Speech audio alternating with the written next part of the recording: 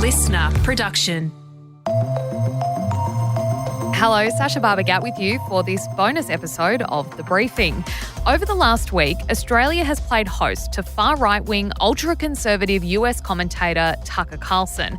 The former Fox News host has spread conspiracy theories spanning COVID to voter fraud in the 2020 US election. That's not to mention he is vocally anti-immigration, anti-media, pro-patriarchy and pro-nationalism. Out of pure journalistic curiosity, two of my colleagues here at LiSTNR decided to head along to the event he held in Sydney to find out who are the Australians that support and believe in Tucker Carlson's message. Claudiana Blanco and Holly Mitchell join me now. Thank you so much for being in the studio with me today. Look, to start off, could you describe what the event was like when you first arrived? Who was there? What was the mood? How was everyone feeling? Well, I think from the very outset, as we were just approaching the venue before we even got in, there was this really apparent kind of automatic solidarity between everyone there. People were coming up and chatting to us, like very friendly, wanting to interact with us. Two women walking past as we were approaching were like, "You're my friend if you're coming to this event." In the line, people were chatting to us, and a lot of people had come from afar, had travelled from all around Australia. And what was interesting in those interactions is that all of them had kind of a political comment attached to it. Mm.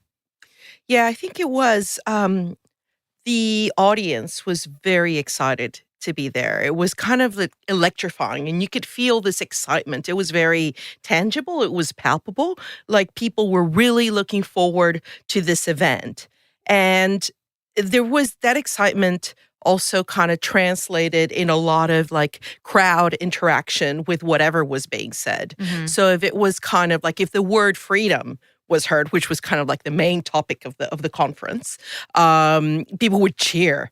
And if anything kind of vaccine related, which was, like anti-vaccine, COVID vaccine messaging was very, very strong, then get like loud boos. Right. And even insults. So to someone who maybe doesn't believe in that ideology, they would feel probably scared, I suppose, walking into a room like that. But from what you both described, it sounds like it was actually like this, you use the word, Holly, like the solidarity, like it would probably feel very positive for people who do believe in what Tucker Carlson talks about to be in this room together.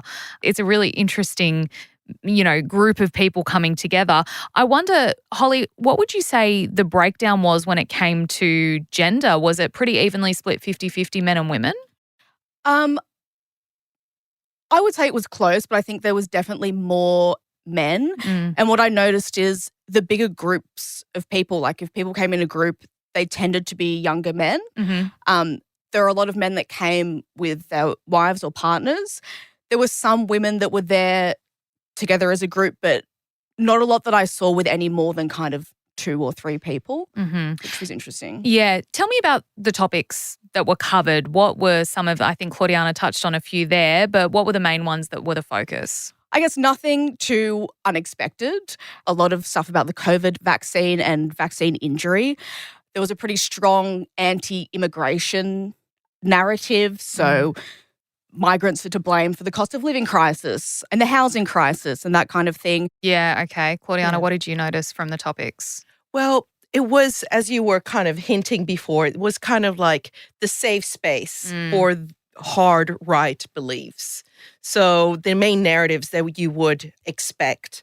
But as Holly was saying, like one of the main topics that Tucker Carlson touched upon were, freedom of speech. But in that, talking about freedom of speech, it was really putting down and showing a lot of contempt for political, like for politicians, for, the political class, for the media class.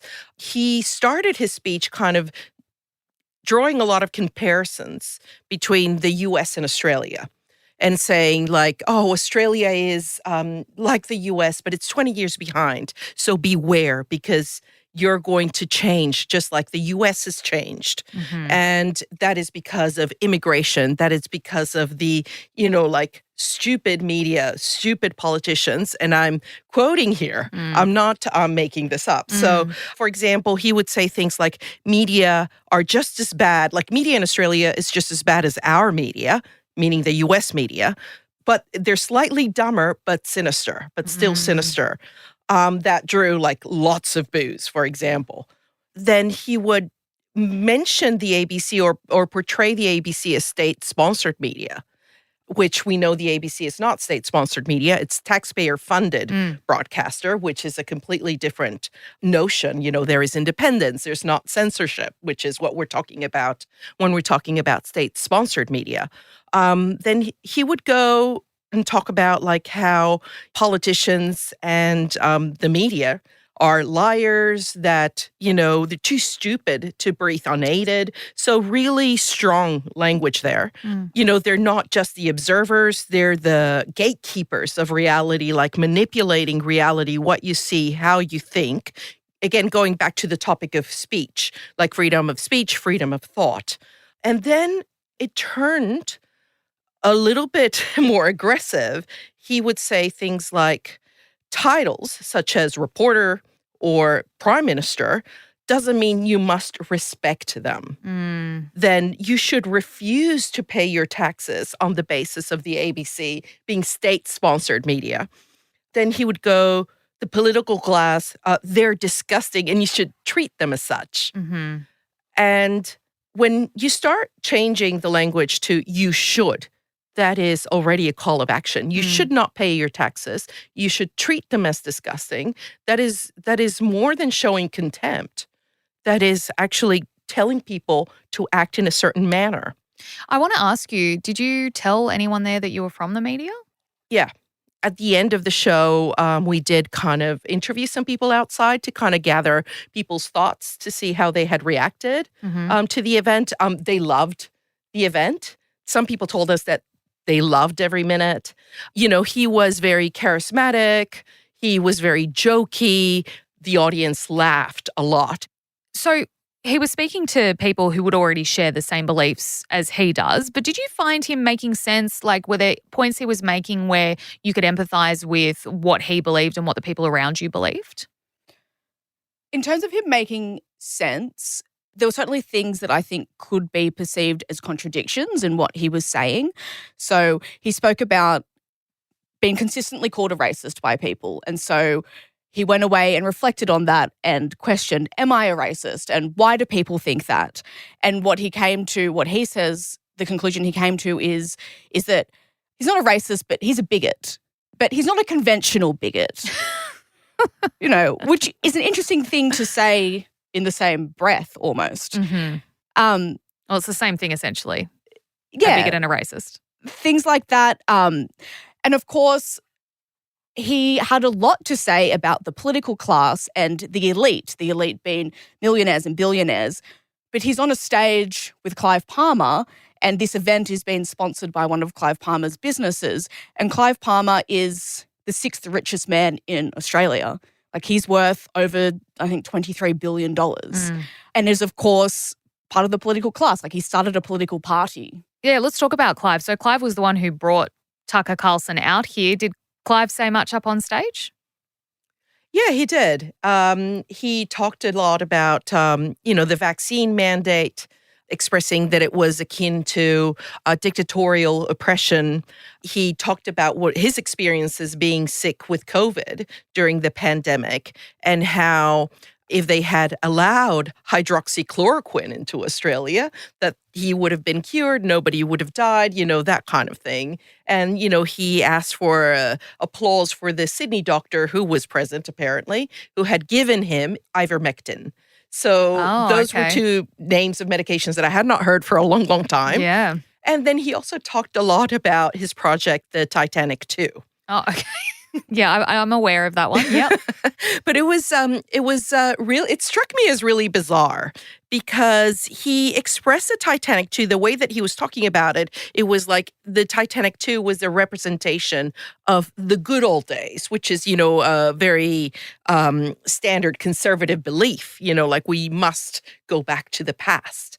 But then he said the Titanic is the symbol for the future, for a prosperous future. So going back to the past equals prosperous future. And then on the flip side, then he started going into the Titanic movie and saying the Titanic is the story of Jack and Rose. Oh, my and Lord. things like that. I'm going like, what? I think what he forgot is that the Titanic actually sank.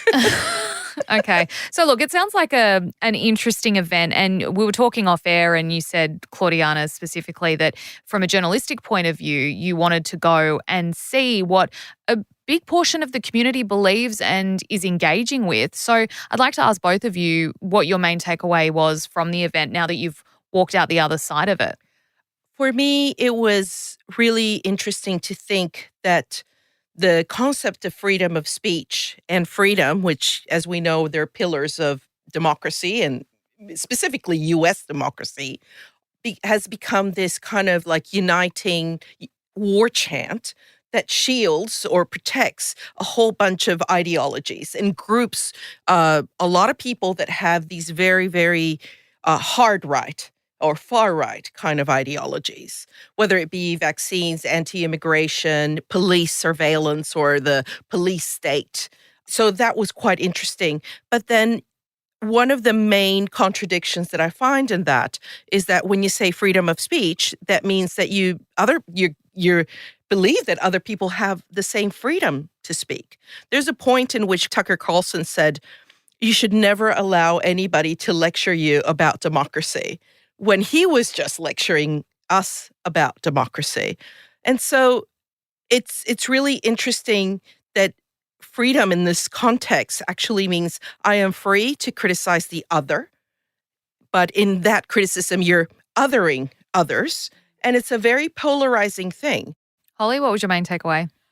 I think the number of people there, as I said before, none of the kind of ideas that were spoken about were new to me or shocking. I knew that those were the beliefs that people like Tucker Carlson held.